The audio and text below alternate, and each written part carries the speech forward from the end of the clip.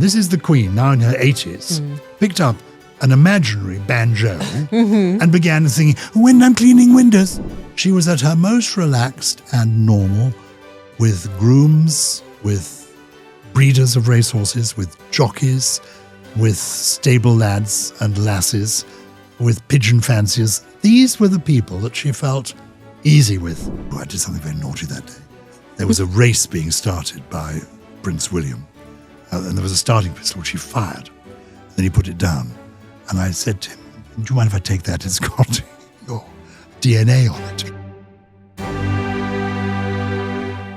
Hello and welcome to the latest episode of a Right Royal podcast with me, Andrea. And me, Emily. We are riding a real high after our incredible live podcast recording last week at Brown's Covent Garden with royal author Robert Heinemann. It was very special to be gathered with so many royal fans and listeners under one roof.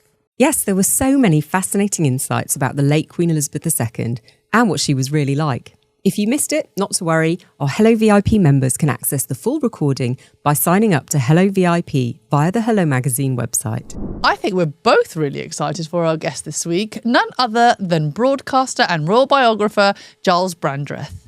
He'll be speaking with us about his brand new book, Elizabeth, An Intimate Portrait. Shall we get going? Let's do it. Gyles, it's an absolute delight to have you here. Thank you so much. And congratulations on this beautiful biography. I'm thrilled with the book. I'm thrilled with the look of the book. It's really special. And curiously, because I began writing it a long time ago, when I read it, it seems, oh, how interesting. But I love the cover because it's, Elizabeth, an intimate portrait. And I think it's an intimate photograph of the late Queen with one of her horses. And that was, I think when she was, in fact, I know it's when she was happiest, most at ease. I mean, we've seen a lot of pictures of the Queen, and actually looking at this picture is one that you don't see that often. So it feels very fresh. Well, what I like to think, and I think this is true, as we all know, Elizabeth II, our longest reigning sovereign, driven by duty, sustained by faith. Both duty and faith were key to understanding her, but kept happy by her passion for her dogs and her horses. They were the thing that sustained her throughout her life. And one of the things that I discovered when spending time with her, first of all, was how amusing she could be, but also that she was really quite shy as a person, even though she spent her entire life in the public eye, had met literally millions of people, and had met everybody in the world. As a person, she was quite a private and shy person, and she was most comfortable, undoubtedly, with her dogs and her horses. Maybe because they didn't expect too much from her, do you think? They didn't expect anything from her, and she was able to give to them. And also they didn't, if they talked to one another. They never talked to the media. They never gossiped. She could rely on them. Yes. Right from childhood. They were her one, they were core to her. And in fact, one of the most touching witnesses in the book is a man called Terry Pendry, who I think you know. Yes. I think you've met him, who was the late Queen's groom at Windsor and is still working there for a reason, because he worked for the late Queen for 28, 29 years. And towards the end of her life, she said, when I'm gone, you won't retire, will you? Please stay here because I need you to be here to look after my pony. And so he's going to be there as long as the pony is there. And this is there. Emma the pony. This is Emma. The pony that the Queen last rode on only a few weeks before she died. And by then, bless him, Terry would go out for these rides with her. And every year he had to add an extra step to the the mounting block, because she became smaller and more frail. And she was able to climb on, but right at the end he would have to lift her off, and she'd become so small and frail. And when she died, Terry thought, I think it was his own idea, that he would go and be on the Long Mile to welcome the Queen back to Windsor for her final interment. And he went there, and he stood there with Emma. And when the car arrived, bringing the Queen's coffin, it was Emma who bowed first. It was the most poignant moment, wasn't it? And he followed suit. Very touching. Yeah. I'm assuming the Queen was told not to ride, but she would not listen. I don't know whether I do not know. If anyone dared maybe to tell her. I think To be honest, I don't think any wise doctor would have said that. Because, well, not to contradict her, but because it was keeping her alive. Yes. The Queen and Margaret Thatcher, two strong and interesting, remarkable women of the last 100 years, they were born within a few months of each other. And Margaret Thatcher had her passion in life was politics. And when that passion was denied her, she had nothing to fall back on. And eventually, my wife and I were lucky enough to know her. Whatever you may think, whatever your politics may be, she was still our first woman prime minister, was a formidable figure. But she had nothing to fall back on. And she became quite a sad and even a lonely figure after her husband died. But the Queen, born the same year, same vintage as Margaret Thatcher, was happy, I think, to the end because of her dogs and her horses. Her interest kept her. That passion. You know, you need something to keep you going. And they certainly kept her going. Indeed, as the Duke of Edinburgh once said to me, if it doesn't fart or eat hay, she isn't interested. Now, I want to know how you came to be such a royal insider, because as we see throughout the book, and, you know, you spoke to Philip directly about many things. You had many moments with the Queen as well over the years. How did you come to play such a big part? In a way, by chance. I mean, as my family, always interested in the royal family. I was born in the same year as the King, Charles III. And my godfather had a son who was the guardian, equivalent of head boy, at Gordonston when Prince Charles went there. So we'd sort of taken an interest. And my father was a solicitor, and he acted for the Duke of Edinburgh when the Duke of Edinburgh got into trouble with driving. My father was a solicitor to the Automobile Association, and the Duke of Edinburgh was the president of the Automobile Association. And if you were a member of the AA in those days, you got free legal defence. So the Duke of Edinburgh thought when he got a parking fine or speeding, he'd get some free legal defence, and it was from my father. So I was first taken to Buckingham Palace as a little boy by my father, scrunching across the gravel. But I really became involved in the 1970s, so it's 50 or more years ago, when I got into a charity called the National Playing Fields Association. Yes. This was the first national charity that the Duke of Edinburgh took on when he became the Duke of Edinburgh in 1947 and married the then Princess Elizabeth. And he was the president of it. The Queen, late Queen, was the patron. And I went to work for this charity just to do some volunteering. I was amazed to find that he was there, actually person. in the building, running the show. And gradually over the years, I got to know him. And I'm not sure quite what he made of me, but I came to admire and respect him hugely and to like him enormously, even though he could be quite frightening. Yeah. He could be fun, he could be charming, but he could also be terrifying. But he was a very kind person to me, and I'd been a member of Parliament. And when I lost my seat in 1997, he phoned me up and said, "Oh, bad luck, what are you going to do now?" And I said, "Well, I'm going to go back to journalism, to writing, to broadcasting." He said, "Well, anything I can do to help, let me know." And I said, "Well, sir, there is something." I said, I'm writing interviews for newspapers. Could I interview you?" He said, "Oh, God." I said, "A personal interview." "Oh." I said, "Well, you did say there's anything you could do to help." Yeah, I said, "This is it." So he agreed to give me an interview. And it was, I think, the first and maybe the only personal interview he ever gave. And I went to Buckingham Palace. By then I knew him reasonably well and had known him for over 25 years. So I knew his style, and I think he knew that I was quite larky, but basically trustworthy and on his side. And I remember I went with a recording apparatus, and at the last minute I lost my nerve about recording the interview because I didn't want him to feel it was. So I hid it on the sofa under a cushion. And it wasn't on, but I left the room at the end, having forgotten that I'd left recording equipment in Prince Philip's study. Oh, goodness. But we had this fascinating conversation, and the newspaper interview appeared, and friends of his said, "Oh, it's jolly good, you come over quite well." So he then got in touch with me and said, "I need a biography written of me for one of my charities. Will you do it?" And I did it with his involvement, which was a nightmare. Because he didn't like anything. so many things. Well, for example, I mean, he is interesting. I know we're here to talk about Elizabeth II, and we will. Though This is Yeah, but fascinating. he's an important part of her life. He is key. Yeah. You know, people talk about the success of her reign, Yeah. but it was a joint success, you know. Anyway, for example, he had this most unusual childhood. He was his grandfather, the king of Greece. He was Prince Philip of Greece. His grandfather had been assassinated. His father, in the year of Prince Philip's birth, was involved in a trial, political trial in Greece, and the family had to escape into exile. Prince Philip, his 4 older sisters, his mother, they all went first to Italy and then up to France, where they lived for 10 years, and his family then broke up.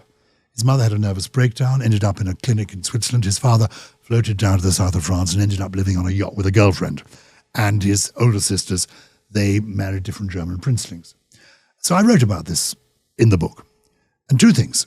One, Duke of Edinburgh said, what's this sort of thing about my father floating down to the south of France? I said, well, sir, I was trying to convey that your father was something of a boulevardier, enjoyed the occasional glass of wine and a well-turned ankle. And I thought saying he floated down to the south of France conveyed that rather deftly, sir, you know. He said, my father did not float down to the south of France. My father went by train. And then I'd said during the Second World War, we mentioned in dispatches, he was a heroic figure, incredibly handsome. You see the pictures of him. I mean, no wonder she fell for him. I've got some wonderful pictures of them when they were young together. Anyway, during the Second World War, I said he'd served on HMS Ramillies. He said, I didn't serve on HMS Ramillies. I said, but sir, you did. You very kindly lent me the logbooks. I know you served on HMS. He said, I did not serve on HMS Ramillies. I said, sir, you lent me the logbooks. You mentioned in dispatches you served on HMS Ramillies. He said, no, I served in HMS Ramillies. Oh, gosh. You don't live on your house, do you? You live in your house. Don't you know anything, stupid bugger? So it could be quite frightening. But as a result, I published a book about him. And then I thought I would love to do a book about the Queen. And he knew I was doing this. And I remember it was at the Royal Variety Performance. I went to the Royal Variety Performance as their guest. The Queen and the Duke of Edinburgh. And as I arrived and the Queen was shaking my hand, he leant towards her. This is Prince Philip. I'm shaking the Queen of England's hand. He leant towards her and said, you know who he is, don't you? She said, yeah, yes. He's writing a book about you. He's going to cut you into little pieces. She looked quite alarmed. And I hope he was joking, but I'm not sure that he totally was. Oh, my I goodness. mean, it was very, very interesting being with him. I think sometimes he thought I was a sort of odd equerry who just turned up and hadn't gone away again. But he went along with it, which was very interesting. For example, I wear these funny jumpers. And I remember we went to open a sort of playing field sports facility somewhere. And I said, I want you, sir, to stay in the wings. I'll go on as the frog, and I'll rub my jumper, and then I'll say, look, I can make a frog turn into a prince. And then you appeared. And he went along with that. You like that? So it could be fun. What was interesting about him is he was easy to talk to. Yeah. Elizabeth II was not so easy to talk to. But through knowing him, I was invited to events and parties where they would be, where it wouldn't be a formal occasion. So the late Queen couldn't move her handbag from one wrist to the other wrist to indicate to an equerry or a lady in waiting they should come and rescue her. She had no signals to give. So I occasionally found myself standing, chatting, or sitting, chatting with the Queen.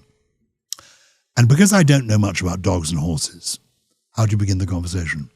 So I usually tried to take some public event that had happened and sort of get into it that way. And I remember one of my most fascinating times with her was quite a long conversation about the Second World War. And it must have been around armistice, because that's why we're talking about it. And I said, what do you remember? And she first of all talked about Winston Churchill. And she really, I mean, she never talked politics and never gave you a feeling that she preferred one prime minister to another, though I can tell you it was a myth that she didn't like Margaret Thatcher. Yes. The only 2 prime ministers whose funerals she went to were those of Margaret Thatcher and Winston Churchill. And indeed, she went to Margaret Thatcher's, was it 70th birthday? Anyway, to a private party. But she talked about Winston Churchill with so much respect and with love, actually, because he had been, during the Second World War, the right-hand man to her father, George VI, and she loved George VI more than anybody. So that Winston Churchill was key to her. Curiously, Winston Churchill was one of the bugbears in A Way of the Duke of Edinburgh, because when she became Queen in 1952, remember, she was only 25 years of age. And she had this husband a few years old in his late 20s. And he suddenly discovered, as he said to me, I had to keep out. I said, weren't there people telling you what to do? He said, no, they told me to stay out of the way, keep out. So I had to find my own thing to do. And she was left basically being guided by her private secretary, who had been her father's private secretary, and by Winston Churchill, who was then the Prime Minister. But we talked about that. And then we talked about the war years. I asked her what she remembered most. And she said, I remember the shows on Saturday nights. People came and entertained us. And she said, and I remember, what was he called? George Formby. She said, I love George Formby. And he was a fellow who sang to the ukulele. I said, yes. She said, I loved him. I knew all his songs. She said, I know them still. And I said, really? She said, yes. And then she began, this is the Queen, now in her 80s, picked up an imaginary banjo and began singing, When I'm Cleaning Windows. Amazing. And I knew that she did impressions. And I'd heard that. And I said, is that when you got into impressions?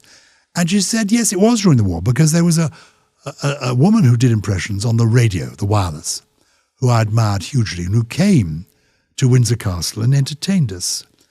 And I loved the impressions that she did. She had people like Vera Lynn or Marlene Dietrich, Mae West, famous people of the war years. And I said, and you wanted to be a bit of an impressionist? Oh, yes. I said, you want to be the Mike Yarwood of your day? She said, oh, yes. She said, I do like Mike Yarwood because he does accurate impressions that are always very kind. And she could do proper impressions. I know, for example, she could do a whole routine of Grange Hill. Oh, my goodness. That surprises you, does it not? It really surprises me. She could do a scene from Grange Hill. With all the child actors. With all the child actors. She didn't often do people. She did more types, characters, different regional accents.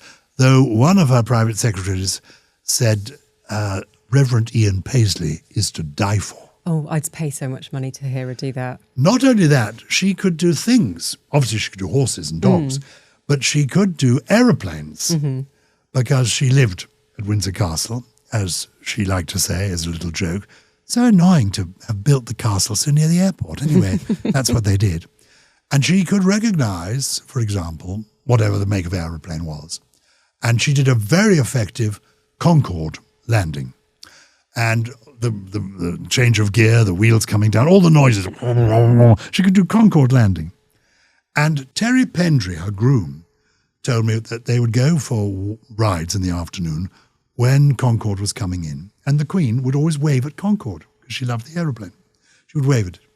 And this had been going on for a while. And Terry noticed, and the Queen noticed, that on certain days, Concorde dipped its wings as it flew past when she was waving at it. She rather liked that. And because she was the Queen, I suppose she thought, they're waving back. I'll find out more. So she got her private secretary to phone Heathrow Airport and find out who was flying Concorde on these days. And it turned out that Concorde, this supersonic aeroplane, had all the pilots were men except for one woman. And it was when that one woman was flying Concorde, she saw the Queen. She dipped the wings. Oh, incredible. It's a touching story. Isn't it wonderful? That's incredible. That's what's, I have to say, writing the book, I found myself sort of tearing up on you look emotional now. Every page. Yeah. Because somebody who was in part of our lives, for all our lives, for most of us, even with an old person like me, she was 70 years the Queen, so she was everybody's life. And the lovely thing about writing an intimate portrait, as opposed to an official or a serial, she obviously, her main role was to be the head of state. She met everybody, even people you wouldn't necessarily want to meet. She had to be polite to Mr. Putin. She met them all. And of course, we have to cover that. But it's when you get to know her, you want to know what she was really like. And she wasn't quite as she appeared to be. She was very funny and wickedly funny, and also much more radical than you would expect. In what way, Giles? Well, this is what surprised me. She was a more modern person, because I've always thought she was very conservative. Her philosophy was to go with the flow. She liked to do things that had always been done before. That's what we always say. And yet when I was chatting to her, and it was when we were talking one day, something about cost of living, and I'd been in John Major's government, who'd been the Prime Minister. We were talking about the cost of living, and we were talking, actually, she'd seen John Major that day. And I thought, you don't really talk about politics. We're talking about the cost of living. She began talking to me about the cost of pizzas, takeaway pizzas. This is the Queen. And I thought, how on earth does she know about this? And clearly maybe children, grandchildren were doing this. And I said to one of her private secretaries, now I've spent some time with the Queen. She seems not quite the conservative, do it as you've done it before, restrained person that she always appears to be in public. And I said, she seems quite radical at times. He said, that's deliberate. I said, what do you mean that's deliberate? She feels she ought to be conservative with a small c because her philosophy is that she should go only at the pace of the slowest person in the kingdom so that nobody in the kingdom should ever feel left behind. Wow. Extraordinary. It's absolutely extraordinary. There are so many lovely details about her in this, but we were really curious to know what most surprised you, because you've had all these experiences with her. I know there's one story that really leapt out at me, and that was about her obsession with pigeons. Can you tell us a bit about this? Well, I mean, this is almost beyond belief. But I know it's true because the man who told me was there. At Sandringham, she discovered that there was somebody who was a pigeon fancier. Mm-hmm. And he had a pigeon loft, and this was near Sandringham. And the point is, she went pigeon fancying with this pigeon fancier on the council estate. She actually went to his loft because she loved pigeons. They were royal pigeons, sending them from here to there. And it really goes back to her love and feeling of security with animals and with people around them. So that somebody who was a pigeon breeder, pigeon fancier, like this fellow, who became a friend of the Queen, or Terry Pendry, who was, he was staff. Outsiders would call him a servant. He was the groom.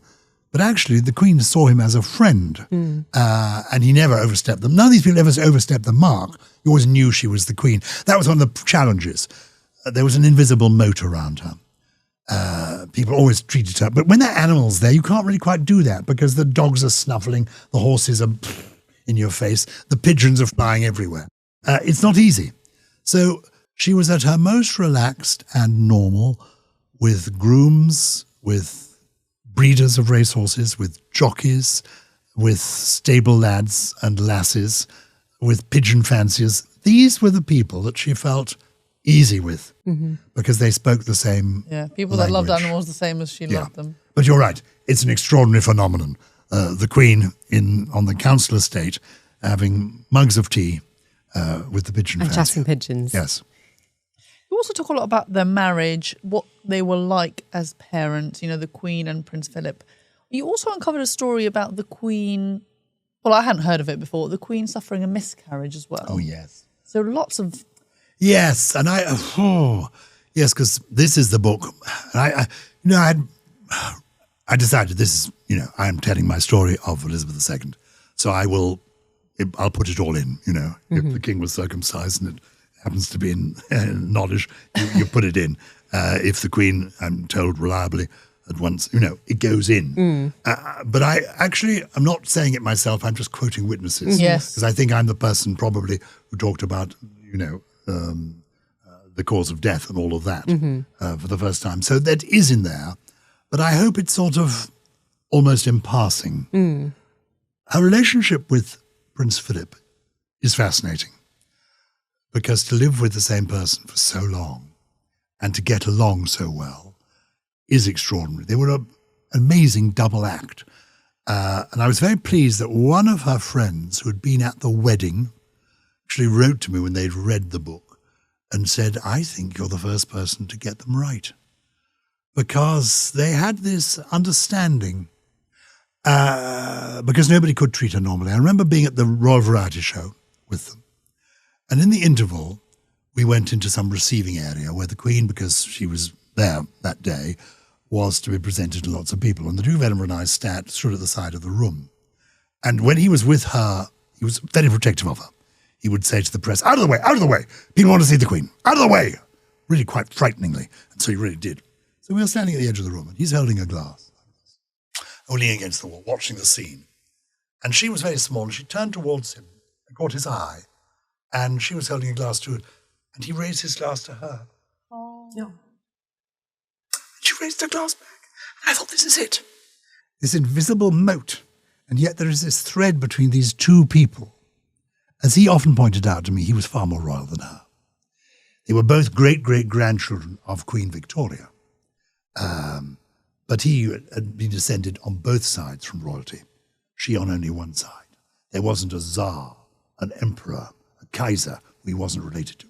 So they were totally royal, and therefore it meant everything to them and nothing to them. Mm-hmm. And there was an ease and intimacy between them that was extraordinary. Also, he was very funny. When he was young, he was very handsome. When he was older, he was he was still very handsome to the end. And he was just didn't have time for any nonsense. So they just got on famously. And they were both very tolerant of each other. They had separate interests. I mean, they would go together. He always did the official stuff. So, she loved going to Royal Ascot. They went down on the parade together. He was there. They got into the Royal Box, the Royal Ascot, and she'd watch the racing. He'd go into a little side room and watch the cricket. Mm-hmm. Or sometimes he'd get the car to take him back up to Windsor Castle. Then he'd come back for the tea. So he always did the duty, but they gave each other the freedom to pursue their own enthusiasms. But he was deeply involved in everything, the speeches that she wrote. They were also both very good parents. And for their generation, they were very hands-on parents. I say this, obviously I wasn't around in 1948, 1950, when the Princess Anne and Prince Charles were first born. But I did talk to a lot of people who knew them then, and said they were hands-on, they played with the children. People have different recollections of their childhood. Princess Anne has no complaints about hers, and I don't think actually the king does now. I think when he was quoted as having reservations about his childhood, he was going through a tough patch in his own life. So they were actively engaged in their bringing up their children and concerned when things went wrong. And Prince Philip particularly was a very practical person, wanted to help. Like men want to sort everything out, wanted to sort everything out. And the Queen was a bit more non-confrontational, wasn't she? I think she left a lot to him in terms of the family. There were tricky things to deal with. And the sense that she wore the crown and he wore the trousers. Yeah. I mean, he chose where they went to school and that sort of thing. And he was in charge of that. You wouldn't want to argue with him. No. To be honest, you really wouldn't. But she did. Countess Mountbatten, the daughter of Earl Mountbatten of Burma, who was an uncle of Prince Philip, and they were cousins of the Queen's. She told me how she was driving, she and the Queen were sitting in the back of a car, and they were driven by Prince Philip at such incredible speed, it was terrifying. And the Queen was going, yelping. And Prince Philip said to her, "Shut up, woman, I'll turn you out. Shut up, I'll turn you out on the motorway." And when they got out of the car, Countess Mountbatten said to the Queen, "You really shouldn't let him speak to you like that. You're the Queen. He shouldn't really be speaking to you like that." And the Queen replied, "But he meant it. And I really didn't want to be caught or stranded on the motorway." It all goes back to driving offences, I was going to Giles. say, I've been hearing this for 2 days, that he was an awful driver. Well, he thought he was a very good driver. Yes, clearly. And Only he did. Was it President Obama? He drove around in Windsor. I mean, the American security people couldn't believe it because that was not planned. He just got into the car. It was and very Obama, funny. the women go in the back, even though it's the Queen. The women go in the back, the men sit in the front. I was there, and the faces on of everyone. on the Secret Service agents was an absolute picture. They had moments of notice to see that this was going to happen, and you just could see them go white with fear. I once went on a long drive in the car behind them. I forget where we were going, but somewhere in the West Country. They'd had a long day visiting, and they came back into the same car, and they were going wherever they were going. So they got into the same car together, and I was in the car immediately behind with the private secretary, the police, the equerries, and so we followed them. And quite close we followed them. And it was interesting, the moment they got into the car, they'd been separated since the morning, he began chatting. And then she chatted.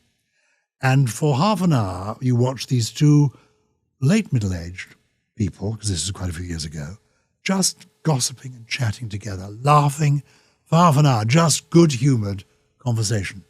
So they had that together, which is special. And it changed a lot when Prince Philip died. Was that a huge void in her life? Well, as the Queen says, grief is the price we pay for love. She had a great blessing in her life, and that was her faith. Her faith was everything to her. I was lucky enough to know and speak to all her archbishops of Canterbury, who would acknowledge that she probably said her prayers even more assiduously than they did. If nobody would go to church more often than the Queen. Mm-hmm. Those public events when she would be seen going to church, in Scotland or wherever it was, she had often been earlier privately to the 8 a.m. Holy Communion, and then came back later for the 10 o'clock service where she would be filmed and photographed. Faith was everything to her. So that an acceptance that life ends in death was part of being, in her case, a really straightforward Christian. Mm-hmm. That's what she was. So that for her would have been a source of huge comfort. But of course, when you've been with somebody. And they had a happy time at the end of their lives because he had a bolt hole on the Sandringham estate, where recently, briefly, his son, Andrew Mountbatten Windsor, stayed before having his permanent quarters there.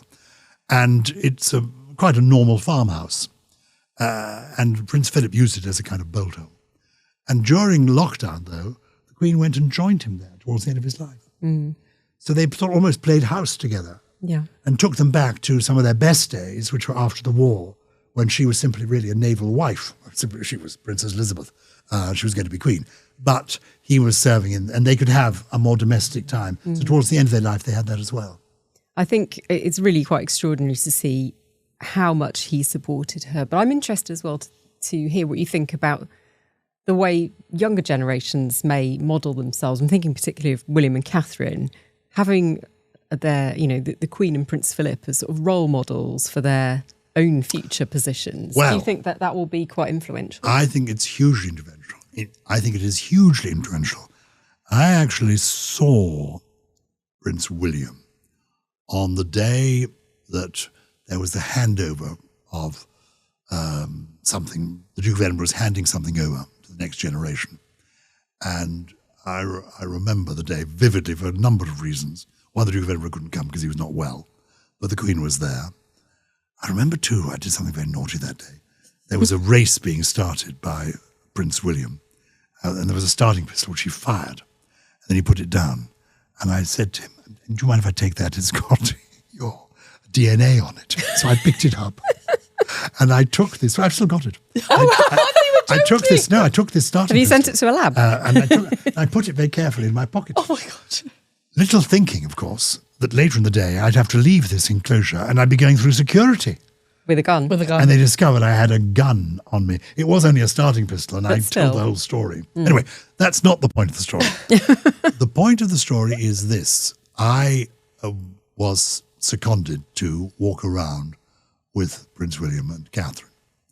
And it was fascinating because he is a combination of the Duke of Edinburgh and Elizabeth II, in the sense he can do all the fun stuff the Duke of Edinburgh could do, the going out there and sort of asking the questions, but without quite the aggression that there could be, and the being contrary. The Duke of Edinburgh was always contrary. Whatever you said, he would contradict you. And the two most familiar words that came out of his mouth were, "Yes, but." He had to argue about everything. So he wasn't Criterion like that. So he had his grandfather's sort of get up and go and moving everywhere at speed, but he also had his grandmother's inner calmness and ability to listen to people. And I thought, well, isn't this a blessing? You actually got the best of these two remarkable people who've been doing it for so long. That's amazing. So, yeah. I mean, we say that about William and Catherine, but if we think closer, King Charles and Camilla, you were saying before how the Queen and Prince Philip had different interests. And I feel like I see that a lot with King Charles as well and Camilla. They have very similar ones, like, their chickens and their animals, but they sometimes go different ways, spend time, doing their own little hobbies. Yes, with they do. Though I have to say what I've noticed, because I'm lucky enough to be a trustee of the Queen's Reading Room. This is Queen Camilla's project for encouraging the joy of reading.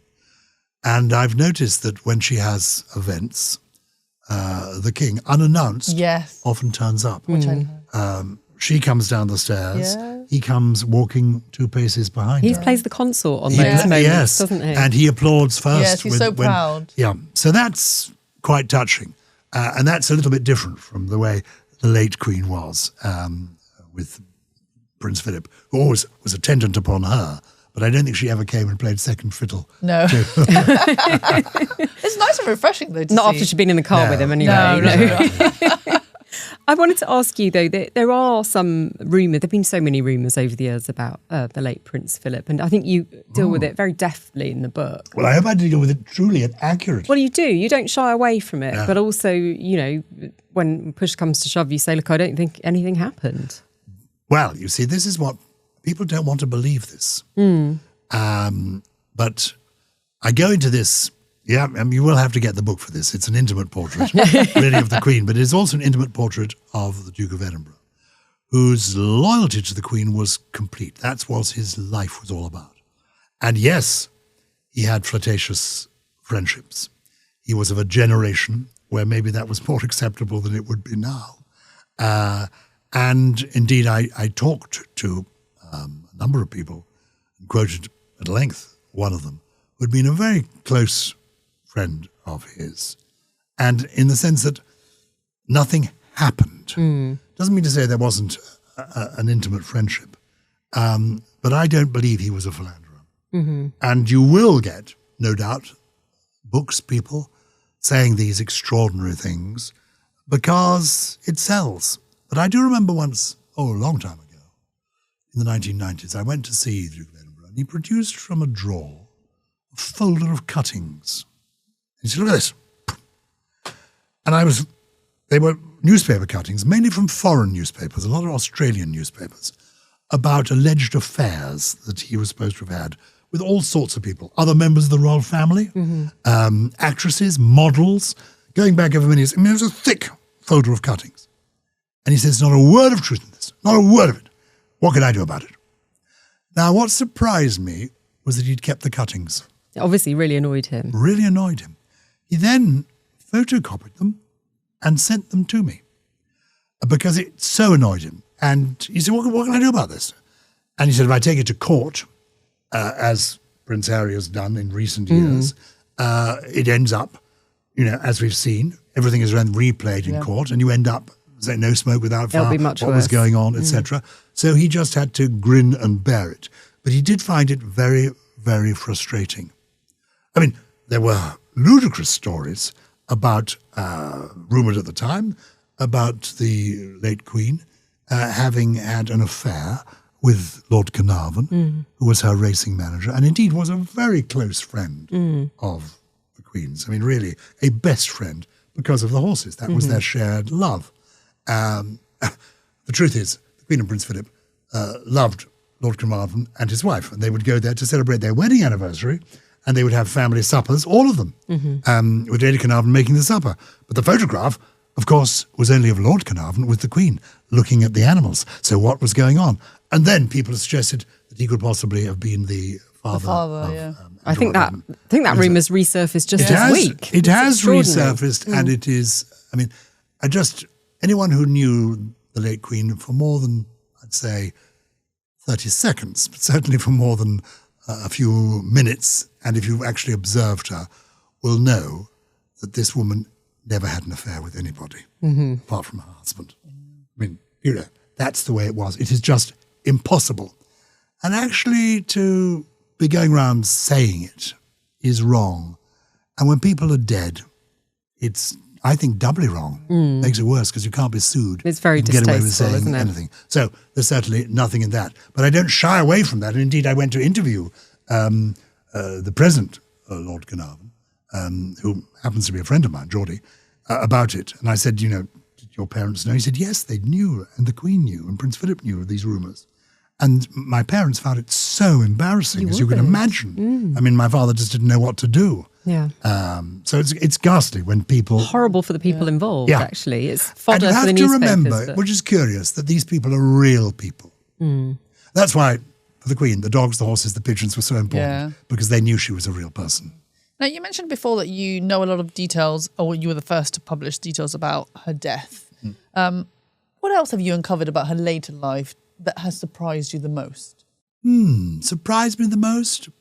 How she kept her sense of humour, how she kept her optimism, how she, through her faith, really believed that everything will be all right, which explains the power of her speech during COVID, because she really believed it.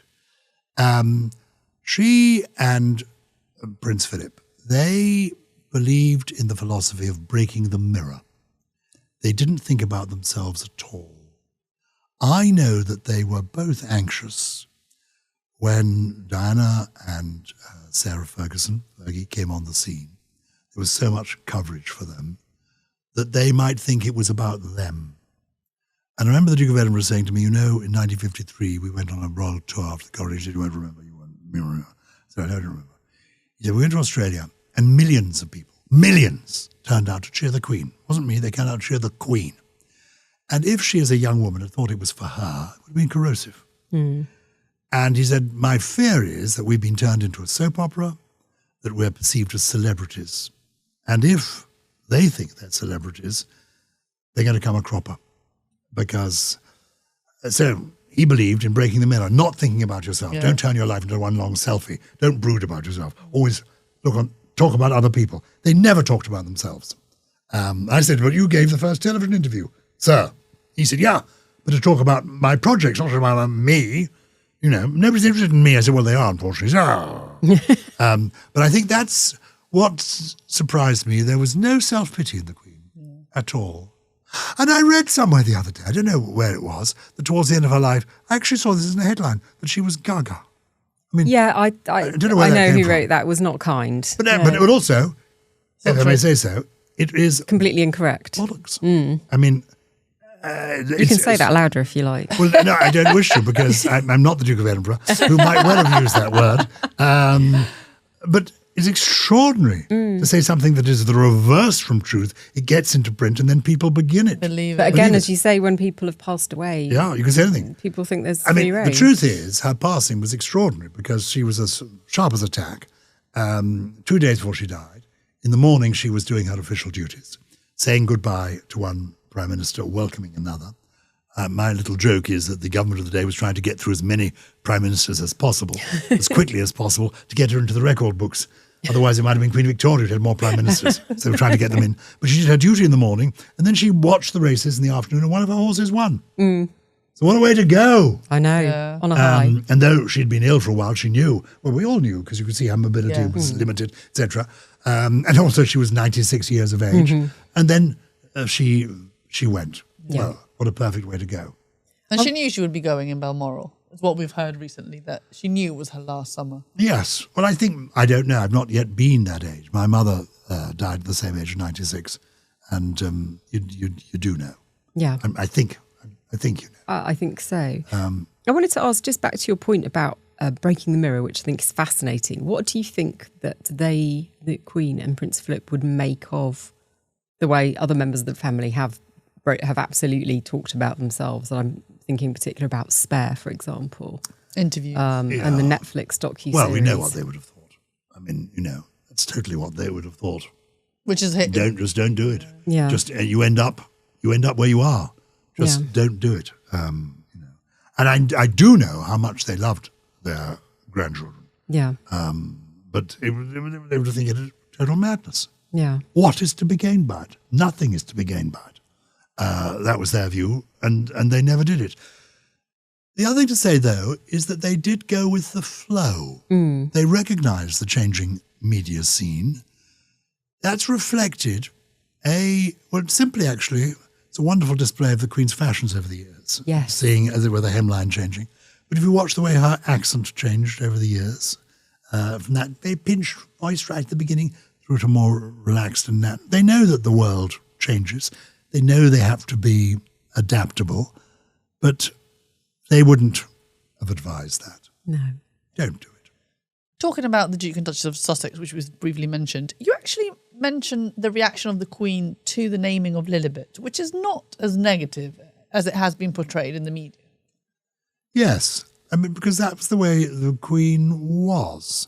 I mean, obviously, Lilibet was her infant name and her family name, and only used by really intimate members of the family. And I think first of all, I know that she was excited for Harry with Meghan, all that, was excited. I was delighted to see that the Queen took Meghan for Meghan's first trip out with the Queen to my old constituency of Chester, and I know that the Queen was very pleased with how Meghan did her bit that day. Mm-hmm. It all went very well indeed. When she got the call saying we're going to call Lilibet, I think it's not quite right to say. I didn't hear the phone call, but my second-hand source is not quite right to say that she was asked. I think she was told, "We're thinking of calling her Lilibet. What do you think?" Oh, yes. Because I'm sure if she'd felt no, she could have said no, and she went along with it because she was a nice, decent person. And then I do know that when she heard they were calling her Lily, she said, "Oh, that's lovely. Lily, that's lovely." Because then there would be no confusion. Yeah. Yes. No, I love that. No mixing things up. I mean, in a way, to picture the Queen, you've got to think of a countrywoman of her generation, aristocratic. You've got to think of a grandmother. Yeah. So her response would be a grandmother's response. Mm-hmm. And so if you asked her about her children, she always did them in chronological age, so as not to show any preference. Yeah. And you asked about the grandchildren, she tried to work out who was the child of who. So she did all the things that you should correctly do. And of course she would get fed up and go, oh dear, I'm not sure about that. Mm-hmm. I had a question about her fairness, because there's a lovely anecdote in the book about you attending the Royal Variety performance with them. Sweet story. And observing the way she had This the was same interesting. amount of applause for everyone. We got to the interval and I said, the Duke of Edinburgh was a bit of a nightmare because at the Royal Variety Show, which happens every, November, I think this was maybe the last one that they went to. They sit in the Royal Box because they had to be seen to support the charities. And on the front of the dress circle is what is called an autocue machine, which gives the words that the host of the show can read for their next link. But from the audience can't see because they're all facing the stage. But from the Royal Box, you can see it. And the Duke of Edinburgh caught sight of this. So he kept reading the lines to the Queen before they were spoken. You say, a dreadful joke coming up here. Oh, God, oh dear. And when he enjoyed a turn, he'd go, "Arr." When he didn't, he'd sort of sit there gruffly looking at it. But the Queen seemed to enjoy everything. She applauded everything equally. So I said in the interval, Your Majesty, you seem to be enjoying the show. She said, "Yes, I am." I said, "You seem to be enjoying everything equally." She said, "Well," I said, "But you're applauding everything equally." Oh, she said, "Of course, yes, of course, because we're on television. Their families might be watching." So lovely. So Very thoughtful. Very thoughtful.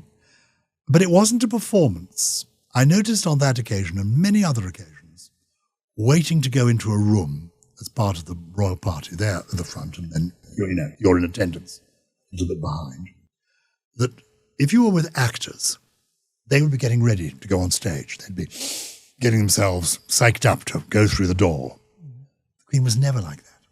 She would be sort of chatting away, doing her lippy, do that quite, we've got to go through now, yes, well. And she just walked through the door. Never made an entrance. Never No drama. made no drama, no fuss. I went to an unveiling of plaques with her. I mean, it was almost disappointing. Duke of Edinburgh at least would but the Queen would just go, "Oh, there we are. And what now?" And I remember going to one of the games, I think they'd like to sign the visitors' book. "Oh, is that now?" I said, "Yes." "Oh, is there a pen?" "Oh, yes." just It's do a it. very good impression, I have to say. Yeah. Very matter of fact. I had one other question. Again, they're just coming to me now as we're speaking. There's a lovely anecdote about their separation when Philip went on a 4-month tour. And the moment they were reunited on the plane, can you remember what the entourage did? Because I love that detail. He'd grown a big beard. He had grown a big bushy beard.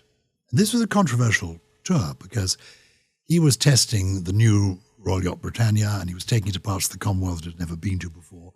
The British press wrote it up that the marriage was on the rocks. He'd gone away for months on end to get away from his wife and children. And that infuriated them both. But while he was away, he did grow a beard, pictures were sent back, and they were reunited on the plane, so it would be private, because there'd been all the furore. So he came bounding up the steps into the aeroplane, into the plane itself, where he was confronted by 20 or 30 people, all wearing big, bushy ginger beards. The Queen had the idea of getting them all disguised in beards like him. And she had one too? She had one too. Excellent. Practical jokes. They loved a practical joke. Which could be quite disconcerting. Who was it who told me the story of being at a house party and then playing sort of Murder in the Dark, one of those games where you hide? It's in the book. It is in the book. I think it's the Abercorns, and she goes behind a curtain. And maybe the Duke of Abercorn is sort of, oh God, it's the Queen. Oh no! Feeling her through the curtains. Feeling her. But they loved a bit of all that. Giles, since the Queen's passing, the royal family has weathered quite a few storms. I think we've had the King's illness, Catherine's illness, obviously the drama surrounding Andrew Mountbatten Windsor. How do you think that they are coping? How do you think they're getting through this? Well, I think the King and Queen are wonderful. And given the, you'd say, tough act to follow, just amazingly, I think got off to a brilliant start. Just it sort of worked. The transition worked. And I think people accepted. The Queen was 96. They thought it was the end of an era. But it was the end of an era, and yet it was a continuation of something that's been going on for 1,000 years. So that the accession worked, the way they hit the ground running, the coronation all worked. And what's been interesting to me is that the tragedy of Andrew Mountbatten Windsor and the problems with Harry leaving and Meghan and all of that, I think in a way has been a sideshow because the continuation has gone on so strongly. Mm-hmm. What I think was good is that the Queen and indeed Prince Philip were accepting of changes in the world, accepting that they now were going to be the leaders of a blended family, accepted with sadness that 3 of their children's marriages ended in separation and divorce, but accepted that and moved on and accepted that Camilla became the Duchess of Cornwall and then became the Queen, accepted that and could see. And of course, when they got to know Camilla, they realised that she was so right. Mm-hmm. And the Queen, of course, had so many things in common with her, not least her love of dogs and horses and her lack of enthusiasm for political correctness. All these things sort of blended brilliantly. So they, I think, the old generation, would have been pleased to be handing on to the new generation. And I think, to be honest, the King and Queen, absolutely straight as they go. And the big advantage of them, I think the King and Queen, is they're totally authentic. Mm.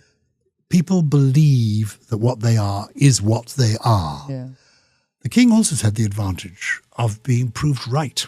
Yeah. On so many things. 50 years ago, we were mocking him for talking to his flowers. Now we're all talking to our flowers because we see the excellent results they get.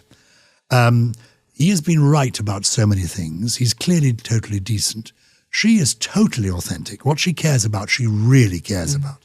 They clearly care for each other. So people see that, they believe that, and they're just doing their thing. And it works. And they're doing international things. You know, they're going to the United States of America because that's what the government says. They will do it and they will deliver. So that, yes, there's been the tragedy of Andrew Mountbatten Windsor, where I think they've done what the late Queen would have done. She accepted all this, that it's had to be like that. It's your son. You know there have been errors of judgment, but also you are the sovereign. And she was able to separate the royal family from her personal family. She would have, I think, accepted what has happened. And the King and the Queen making it totally clear the victims come first in everybody's thoughts. Mm-hmm. We must, but also the King has a duty of care. I'm not going to abandon somebody who happens to be my brother. because of all of this. So I think most people, certainly anybody who's going to read my book, who actually is fascinated by the phenomenon, and it is a phenomenon, 1,000 years of royal history. No other country in the world quite has it. It epitomizes brand Britain, but they're still real people, and what would we do without them? And I think the present lot are doing the job impeccably. And I think from all I've seen of William and Catherine, they have inherited from William's father and from his grandparents all the tricks of the trade and the heart and the fundamental belief that you're driven by duty, sustained by faith, but you need passions to keep you happy. So long as they've got that combination. The King and Camilla have passions galore, real enthusiasts, but they also have faith and such a commitment to duty. And duty, 70 years of that. That's a wonderful way of ending the episode. Gyles, thank you. Well, not at all. Thank you. Good luck. Good luck with the book. It's rather a big fat book. It is a fat one. But this is the paperback. But also, and like you say, great images. great images and fairly large typeface. This, my wife insisted, she said, some of your readers will be of ripe ears like me, darling. And I love it. yeah. And there's some funny pictures of me in it as well. Not very many, though. I wanted more. They said, no. Just It's not about you. a page. Exactly. It's not about me. It's about Elizabeth on her centenary, an intimate portrait. Oh, we didn't talk about, we had no time, Winnie-the-Pooh. We have time. Tell us about Winnie. I'll just tell you this briefly, because the book I wrote after this is about Winnie-the-Pooh and Christopher Robin and A.A. Milne.